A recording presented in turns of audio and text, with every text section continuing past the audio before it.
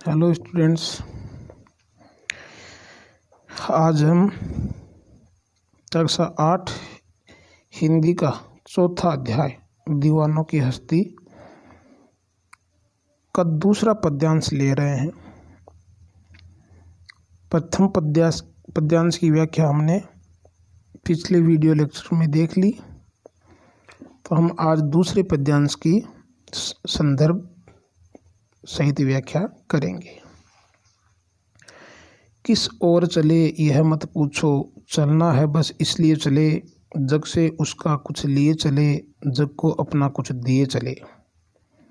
दो बात कही दो बात सुनी, कुछ हंसे और कुछ फिर कुछ रोए, छक कर सुख दुख के घूंटों को हम एक भाव से पिए चले। तो यहाँ कठिन शब्दार्थ देखेंगे हम। जग यहाँ संसार है, दुनिया है, छक कर है जी भर के। तो चलो देखते हैं संदर्भ और इसका प्रसंग। प्रस्तुत पद्य पंक्तियाँ हमारी पाठ्य पुस्तक वसंत भाग 3 में संकलित कवि भगवती चरण वर्मा द्वारा रचित दीवानों की हस्ती नामक कविता से ली गई हैं। यह आपको संदर्भ लिखना है। आप संदर्भ और प्रसंग को एक साथ भी लिख सकते हैं और अलग अलग भी लिख सकते हैं। अब देखते हैं प्रसंग। प्रस्तुत पंक्तियों में कवि भगवती चरण वर्मा ने दीवानों के मस्त स्वभाव तथा उनकी गतिविधियों का वर्णन किया है। इन दीवानों के लिए सुख और दुख समान हैं, अर्थात इन्हें जो आज़ादी के दीवाने हैं, अर्थात इस मातृभूमि के जो रक्षक सिपाही वीर सिपाही हैं, उनको सुख और दुख से किसी बात का फर्क नहीं पड़ता है। अब देखते हैं व्याख्या।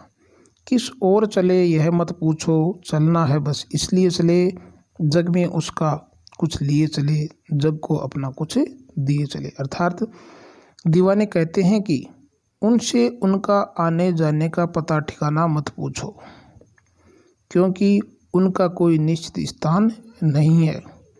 उन्हें बस अपने स्वतंत्रता रूपी लक्ष्य तक पहुंचना है, इसलिए चल दिए।